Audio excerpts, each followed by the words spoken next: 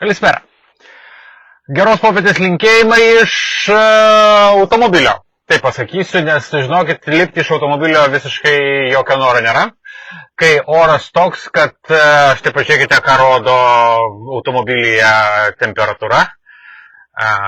Plus 3 laipsniai. Taip, dabar 17 valandų 8 minutės ir tik tai 3 laipsniai už lango. Na, o tas už lango, gal kažkas galvojate, kad aš esu Kretoje ir Kretoje plus 3, kažkur gal kalnuose. Nu, ne Kretoje, aš ten galbūt kur ir jūs. Vieškelis, vanduo, gražiai teka Neris. Taip, esu Lietuvoje ir čia, žinot, toks būna planas huliganas, kaip kartais sakome, iš Vilniaus važiuojam į Kauną per Klaipėdą. Taip, aš iš Santorinio į Kretą keliavau ir keliauju kol kas per Lietuvą.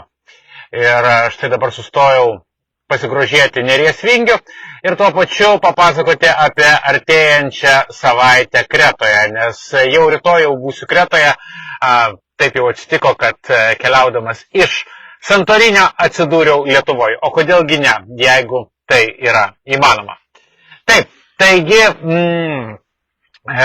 kita savaitė Kretoje sezonas ir oras, aišku, jeigu ir Lietuvoje čia plus 3 šiuo metu, žinau, kad baisiai atšalo, netgi kai kas pasakė, Audriau, sako, tu čia atskridai trumpam, atsivežė visus Kretos vėjus, atšaldė orą, saulė susikrovė į lagaminą ir įsivežė pats savo į Kretą.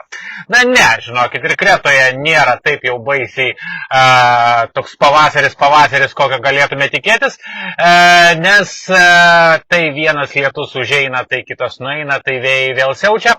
Ir kas yra ir ko tikėtis tiems, kas rytoj galbūt ir su manim skrisite į Kretą, nes rytoj jau trečias Air Baltic tiesioginis skrydis iš Herakliono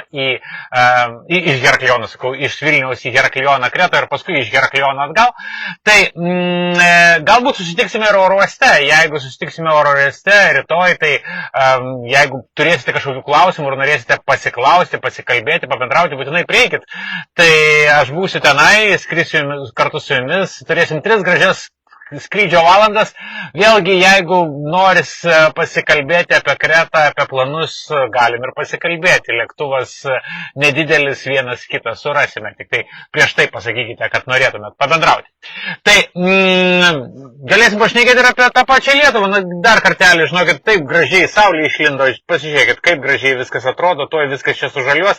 Ir šitas Neries vingis atrodys dar nuostabiau negu dabar. Tai bet, aišku, daug kam rūpi atostogos ir koksgi bus oras Kretoje, o ne čia Lietuvoje. Kaip ir sakiau, dabar čia vis dar tie patys plus 3. Tai oras. Įšyla, bet nulyja. Antradienį žada apskritai, kad visoje šiaurinėje salos pakrantėje, ten, kur yra didieji miestai, Heraklionas, Retimnas, Chanija, pils lietus. Tai jau kai kurie pergyvena, man rašo, ką daryti, jau tiems, kas yra užsakę pas mus ir Google Maps maršrutus ir automobilio nuomą, nukreipiu ten, kur mažiausia tikėtina lietaus, o kaip ir nekartą sakęs, Kreta yra didelė sala, kalnuota sala ir be abejo, ten, kur viename salos gale lyja, kitame gali šviesti saulė. Tai tą reikia žinoti, tą turėkite omeny patys keliaudami ir negalima žiūrėti prognozės visai Kretai. Reikia žiūrėti tam tikriems regionams, būtent tam tikriems regionams, kur gali būti visai kitoks oras.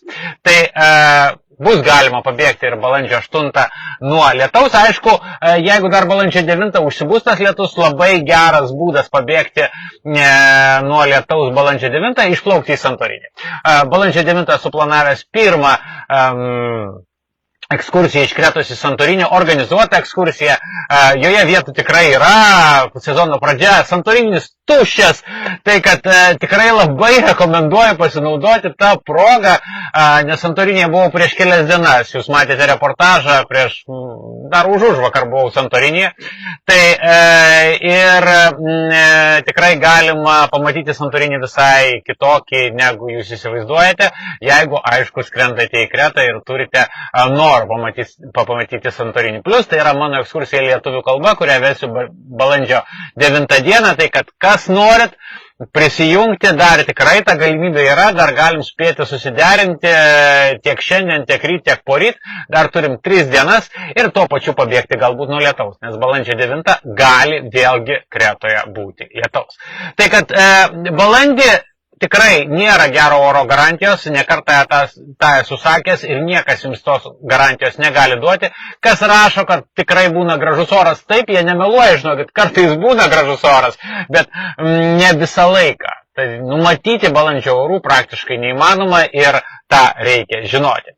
Bet jau kvepia Velykomis, jau kvepia šventėmis ir kadangi seku graikišką spaudą, tai labai matosi, kad visi jau ruošiasi Velykom. Kaip be būtų keista, Lietuvoje tokio velykinio sujudimo nepajaučiau dar kol kas. Aišku, aš čia labai trumpai, tik tai atlėkiau ir išlėksiu, bet vis tiek Velykos yra pati didžiausia šventė Graikijoje. Dar kartą pabrėžiu, nepamirškite, tai yra pati didžiausia šventė Graikijoje ir jau nuo kito sekmadienio, tai yra lygiai po savaitės, kai bus Palmių sekmadienis, mes jį vadinam čia Lietuvoje verbų sekmadieniu, bet visoje Graikijoje bus Palmių sekmadienis, prasidės didžioji savaitė kitą savaitę. Tai žinokit, apie ją be abejo pasakosiu po savaitės, kitą sekmadienį, bet tai yra ta savaitė, kai kas net ir nedirba. Tai tą irgi reikia žinoti, kad jeigu jūsų atostogos prasitęs ir, pavyzdžiui, jūs skrisite į Kretą penktadienį, nes penktadienį irgi bus skrydis tiesioginis iš Vilniaus, ar atskrisite iš kitos Europos sostinės, turėkite tą omeny, kad jeigu pateksite į didžiąją savaitę, ten gali būti visokie kalneliai. Kažkas pergyveno, ar nevažiuos autobusai. Važiuos autobusai. Kaip tik, žinokit, transporto bus dar daugiau negu reikia įprastai, nes judesys labai didelis, aišku, labai daug graikų, kurie patys keliauja, kurie patys sudaro tą judesį, tai turėkite tą omeny ir galbūt jau kai kurias vietas reikėtų rezervuotis ir iš anksto. Pavyzdžiui, lygiai taip pat ekskursijoms, kurios bus velykinės, o aš savo planuoju ekskursijas vykdyti balandžio 21-22, ten jau pildosi pakankamai, žinokit, stipriai vietos ekskursijai į Santorinį, tai rekomenduočiau užsakyti iš anksto, nes realiai ne tai, kad ekskursijoje vietų neliks vietų laive. Taip būna. O kadangi tai yra velykinės dienos, tai patikėkite, taip gali būti. Bet čia jau aš žiūriu toliai į priekį, apie tai dar papasakosiu kitą sekmadienį. Na, o tas velykinis šurmuliukas tikrai jaučiasi ir jeigu būsite Kretoje arba Graikijoje kitą šeštadienį, artėjantį šeštadienį, tai yra Švento Lozoriaus diena, pagal biblinį motyvą, būtent tą šeštadienį Kristus prikėlė iš numirusių Lozorių. Ir Kretoje tai yra retas dalykas, bet jeigu jums pasiseks paragauti lazarydžių, žinokit, jūs pataikėte ten, kur reikia. Nes lazarydės kaip skanėstas yra labiau paplitęs šiaurinėje Graikijos dalyje, tai yra labiau Trakijai, kepa tokius nedidelius žmogeliukus, kaip imbieriniai žmogeliukai per Kalėdas būna, kurios mes irgi čia žinom Lietuvoje, tai ten ne imbieriniai žmogeliukai, bet būtent kepa tuos žmogeliukus su tam tikrais prieskoniais ir jie vadinasi lazarydės. Ir jie kepiami tik vieną kartą per metus, tai va būtent per Šventą Lozoriaus šeštadienį, kuris bus artėjantį šeštadienį. Na ir aš sakiau jau sekmadienį, Palmių sekmadienis, jeigu būsite Graikijoje per Palmių sekmadienį, nueikite į bažnyčią. Gal jūsų bus tai paskutinė atostogų diena, jeigu išskrendat rytoj kartu su manim pirmadienį ir grįšite kitą pirmadienį, pajauskite šiek tiek tą Palmių sekmadienio artėjančių Velykų dvasią, nes iš tikrųjų moteris labai gražiai puošia bažnyčias, dažniausiai moteris tą daro. Taip pat po truputį ruošia epitafiją, apie jį papasakosiu po savaitės, ir visos duris bažnyčia yra išpuošiama iš palmių lapelių, puoštai darytais įvairiausiais ornamentais. Tai tą pamatyti jūs galite gyvai kitą sekmadienį, per Palmių sekmadienį, būtent Kretoje. Ir tai yra antra diena per gavėninį pasninką, prieš Velykinį pasninką, kaip galima valgyti žuvį. Nes esu sakęs, kad dabar graikai vis dar laikosi 7 savaitės velykinio pasninko ir nevalgo mėsos ir apskritai jokio produkto iš gyvio, kuris raudono kraujo turi. Tai žuvis, kadangi turi raudono kraujo, net nevalgia žuvies ir tik tai 2 dienos per pasninką, kada tą galima daryti, tai yra kovo 25, Dievo motinos apreiškimo diena ir palmių sekmadienis, kuris bus artėjantį sekmadienį. Tai tokia savaitė laukia, su orais kalneliai, dar kartą kartoju, antradienį tikrai lis visoje Kretos šiaurinėje dalyje, paskui trečiadienį gali būti išsilaikyti lietus, o paskui kai kur lis, kai kur nelis. Dėl to Facebooko grupėje Atostogos Kretoje ir Santorinėje jau iš Santorinio dariau keletą transliacijų praeitą savaitę, bet žiūriu, kad jas reikės daryti dažniau. Ne kiekvieną dieną, bet dažniau trumpesnės, su tokia trumpa apžvalga, būtent labiau skirta galbūt orams ir nuorodom, kur važiuoti, kur nevažiuoti. Beje, lietus, kurie buvo Santorinėje, po kuriuos šiek tiek pasakau ir spaudai, galbūt skaitėte tos straipsnius, lietus Kretai, ačiū Dievui, nepadarė didelės žalos, nors automobiliai skendo gerokai. Neplaukė taip, kaip jie plaukė Paro saloj ar Mykono saloj, nes kai kuriuos ten automobilius net nešė upės. To Kretoje nebuvo, bet ir žalos didelės nepadarė. Buvo jie apsemti, tai buvo Kretoje apsemti automobiliai, bet tas vanduo didelės žalos nepadarė. Nėra jokių pranešimų apie kažkokias nuošliaužas, griuvenas ir taip toliau. Kaip tik vienas labai geras pranešimas – atidarytas Kocifų tarpeklis. Tai yra kelias per Kocifų jau atidarytas, jis buvo uždarytas 1,5 metų, dėl to tai yra labai svarbu mums, kas gyvename Kretoje, nes mes niekaip negalėjome patekti kitaip į Retimno pietinę pakrantę, tik tai per Kurtaljotiko tarpeklį garsui ir dabar jau yra antra galimybė, tai yra mes galim pravažiuoti per Kocifų. Tai nepaisant to, kad aš esu Lietuvoje, matote, esu visas Kretoje, mintimis, juolab, kad, kaip ir sakau, rytoj skrisiu atgal tiesioginiu skrydžiu iš Vilniaus į Herakliono oro uostą, tai vėlgi, jeigu matysite mane oro uoste, drąsiai prieikite, nes kai kurie žmonės kuklinasi, sako, mes pagalvojom, gal negalima trukdyti. Tai, kad aš sėdžiu telefone, žinokit, kažkam atsakinėju į žinutės, nes dabar tų žinučių netrūksta. Ir pabaigai būtent apie tas žinutės. Kadangi kažkoks sujudimas ne sausio mėnesį, kaip įprasta būna, bet dabar sujudimas dėl apskritai planavimo atostogų, mane, žinokit, glumina vienas dalykas, kai žmonės pirmiausia klausia dėl apgyvendinimo, neturėdami aviabilietų. Ar jūs perkate duris, nenusipirkę būto? Toks keistas dalykas. Perkate batų raištelius, nenusipirkę batų. Tai čia kažkas tokio panašaus, kai žmonės pradeda ne nuo to galo. Ir netgi susidūriau šią savaitę, kai viena moteris parašė, sako, aš nusipirkau jo apgyvendinimą, nusipirkau bilietus, jai pasisekė, bet tik tai pasižiūrėjau, kad aš į Santorinį negalėsiu patekti, nes nėra reisų. Taip, nėra reisų. Aš neįsivaizduoju, kaip žmonės galvoja, kad mes šalia salos turim tuos reisus nuolat. Reisai prasidėjo tik tai balandžio 4 dieną. Jie nebuvo reguliarūs. Jie yra tik tai kas 2, netgi kas 3 dieną.